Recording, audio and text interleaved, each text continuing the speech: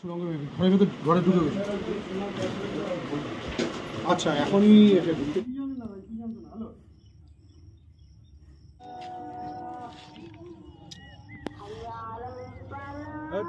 আমার লোকটা নিতে নৌকা আছে একটা, নৌকাটা কোথায় গেল? দর্শক দেখুন কি অবস্থা। সাদ্দাম সর্দার, আমি যার সম্পর্কে আজকে একটা ভিডিও করেছিলাম দুপুরের দিকে, পুলিশকে লক্ষ্য করে গুলি চালানো, আজকে পরের দিকে এই খবর সামনে এসছে সাদ্দাম সর্দারের যে বাড়িতে যে বেড রয়েছে, বেডের তলাতে দেখুন, যেটা আমি দেখাচ্ছিলাম, এই যে এটা বেডটাকে তুলতেই পুলিশ দেখেছে যে নিচ দিয়ে সুড়ঙ্গ রয়েছে। এই সুড়ঙ্গ, এই পথে এই যে দেখুন বাড়ির ওই যে দাঁড়িয়ে আছেন যারা, ওখান দিয়ে মানে ভিতর দিয়ে নদী পথে যাওয়া যায়। বুঝতে পারছেন কি মারাত্মক একটা ব্যাপার। সাদ্দাম সর্দার, যার বিরুদ্ধে অভিযোগ এসছে নকল সোনা বিক্রি করত, মানে প্রতারণা করত, অভিযোগ এসছে, পুলিশ সেই জন্য তাকে গ্রেপ্তার করতে গিয়েছিল। তো আজকে ধরেও ফেলেছিল পুলিশ সাদ্দাম সর্দারকে, কিন্তু পুলিশের হাত থেকে তাকে ছিনিয়ে নেওয়া হয়েছে। সাদ্দাম সর্দারের ভাই সাইরুল সর্দার আবার নাকি গুলি বন্দুক বের করেছিল। তো এবং আরো মানে আশপাশের লোকজন, মহিলারা, তারাও সব একসঙ্গে জড়ো হয়ে পুলিশের হাত থেকে সাদ্দাম সর্দারকে ছিনিয়ে নেয়। তারপর থেকে সাদ্দাম সর্দার বেপাত্তা, তাকে আর পুলিশ খুঁজে পাচ্ছে না। তো পরে যখন পুলিশের একটা বড় বাহিনী গিয়ে পৌঁছে যখন সাদ্দামদের বাড়িতে ঢুকলো ওই বাহিনী, ঢোকার পরে বেডটা সার্চ করা হচ্ছিল বিভিন্ন জায়গাতে, তো বেডটা যখন তুলেছেন পুলিশের লোকেরা, দেখছেন বাবা নিচে তো সুড়ঙ্গ। তো যেটা মনে করা হচ্ছে ওই সুড়ঙ্গ দিয়েই ডিঙি নিয়ে, ছোট নৌকা যেগুলো ডিঙি নিয়ে এই যে নদী আছে পাশে, এই নদী পথ দিয়ে কোথাও ফেরার হয়ে গেছে, মানে কোথাও পালিয়ে গেছে। সাদ্দাম এবং তার ভাই সাইরুল পালিয়ে গেছে। প্রথম কথা, পালিয়ে তো অনেকেই যায়, অনেকভাবে পালিয়ে যায়, কিন্তু পালানোর যে একটা পার্মানেন্ট পথ রেডি করে রাখা, সুড়ঙ্গ রেডি করে রাখা, এ তো মারাত্মক বিষয়। এ তো একটা দীর্ঘমেয়াদী পরিকল্পনা যে আমাকে এইভাবে পালাতে হবে, এই পথে ঢুকতে হবে। যদি কখনো পুলিশ চলে আসে, বাড়িটা ঘিরে ফেলে, সঙ্গে সঙ্গে তার পুলিশ বাড়িতে ঢুকে পড়বে না, ওখান থেকে ডাকাডাকি শুরু করবে। যেই ডাকাডাকি শুরু করবে, যদি বুঝতে পারি হাওয়া খারাপ, টুক করে কেটে পড়বো, ডিগি একেবারে সুড়ঙ্গ দিয়ে নেমে ভিতর দিয়ে নদী দিয়ে চলে যাব, নদী পথ হয়ে।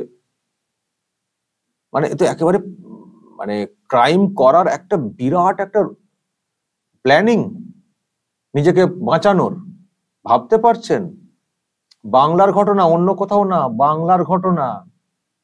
যে যারা এই রকম দুষ্কর্ম করে, এই ধরনের সব প্রতারণা করে বেড়ায়, তারা নিজেদেরকে পুলিশের হাত থেকে বাঁচানোর জন্য কিরকম সব পথ তৈরি করে রেখেছে। এটা মারাত্মক। আমি ইদানিংকালে এই ধরনের প্ল্যানিং, দুষ্কৃতী যারা তাদের এই রকম প্ল্যানিং আমি দেখিনি, শুনিনি, যেটা আজকে দেখতে পাচ্ছি। মারাত্মক প্ল্যানিং। পুলিশ তো সহজে তো বুঝতেই পারবে না। এবং আমি শুনছি যে পুলিশ নাকি সন্দেহ করছে যে শুধু এই সাদ্দাম সর্দার না, এই এলাকা, এই পাড়ায় হয়তো আরো এই ধরনের কারবারের সঙ্গে যুক্ত, নকল সোনা। তো তারাও হয়তো এই ধরনের কিছু পালানোর পথ হয়তো রেডি করে রেখেছে, সেই সব নিয়েও নাকি পুলিশ খতিয়ে দেখছে। সে দেখুক গে, যা করছে।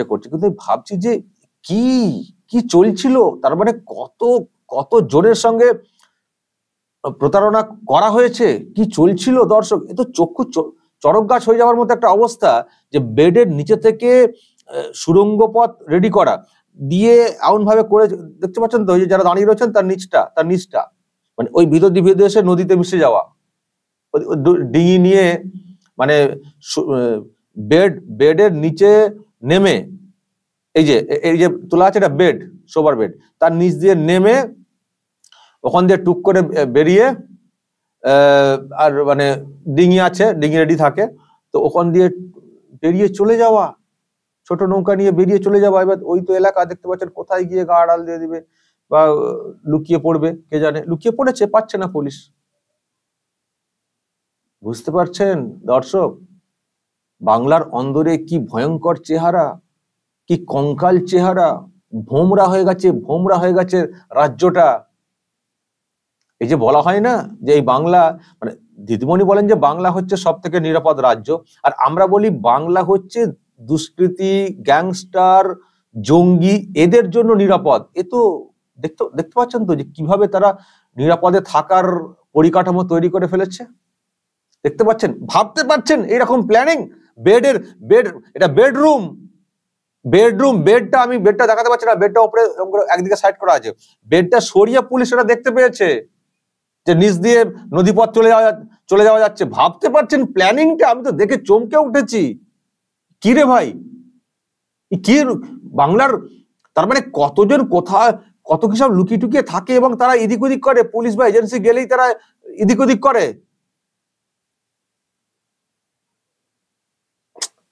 মানে গা তো একেবারে শিহরিত হচ্ছে যে কি কোথায় রয়েছি আমরা। সাদ্দাম সর্দার তো সত্যি একেবারে বিরাট সর্দার। আমি জানি না এই কাজকর্মেরও, মানে এই কাজকর্ম যেটা আর কি, প্রতারণা, নকল সোনা বিক্রি করা, এরও সর্দার কিনা। এবং পুলিশের হাত থেকে ছিনিয়ে নিল এলাকার লোকেরা, পুলিশের হাত থেকে। এটা অবশ্য অন্য সাহস থেকে এসছে, ওই ইডি সিবিআর উপরে হামলা, এখান থেকে সাহসটা বেড়েছে, তার মানে ছিনিয়ে নেওয়া যায়, হামলা করা যায়, গুলি চালানো যায়। এটা আমি আগের ভিডিওতে বলেছি যা বলার, ওখান থেকে সাহসটা এসছে। তো এখানে সাহসটা তো আছেই, কিন্তু তার সঙ্গে যে প্ল্যানিংটা নিজেকে বাঁচানোর এবং এই চক্র কন্টিনিউ করে যাওয়া, তার মানে এই পথে শুধু যাওয়া না, এই পথে চালান, চোরা চালান যেটা, সেটাও হয় আমার কোথাও মনে হচ্ছে, সেটাও হয়। মারাত্মক ভিডিও দর্শক, আমি আর কিছু বলতে চাইছি না, যা বলার বলুন। কি অবস্থা দর্শক। ওইসব এই কুলতলি ওইসব এলাকাতে আমার মনে হয় যদি ঠিক করে তদন্ত করা হয় ঠিকঠাক ভাবে, অনেক সব মানে এই ধরনের চমকে ওঠা সব খবর আসবে। আর যদি এইসব দুষ্কৃতীরা এইভাবে থাকে এবং এইভাবে নিজেদেরকে বাঁচানোর রাস্তা করে রাখে, মুশকিল, কি করে সমাধান হবে আসলে। ওই যে না, ভোট ব্যাংক, এই ভোট ব্যাংকের জন্য এই সাদ্দাম সর্দারদের বিরুদ্ধে তো কোনো অ্যাকশন হয় না। আবার ভালো করে খোঁজ নিলে হয়তো বোঝা যাবে এই সাদ্দাম সর্দার হয়তো ভোটের সময় দলের হয়ে কাজ করে, খরচও করে, কাজও করে, দাপট দেখায়। এটা খোঁজ নিলে দেখবেন হবে। তো এই যে একটা সাহস, অতিরিক্ত সাহস যে আমাদের দিদি আছেন, এখান থেকেই সর্বনাশটা হয়ে যাচ্ছে। আমাদের দিদি আছেন বলেই তারা যা খুশি করতে পারে, মানে এইরকম একটা লাইসেন্স যেন এরা নিয়ে ফেলেছে। বুঝতে পারছেন? এইরকম একটা লাইসেন্স নিয়ে তারা যা ইচ্ছা করে বেড়াচ্ছে, এবং এটা মারাত্মক তথ্য দর্শক, মারাত্মক। বলবেন যা বলার কমেন্ট বক্সে, নজর রাখবেন আরামবাগ টিভিতে।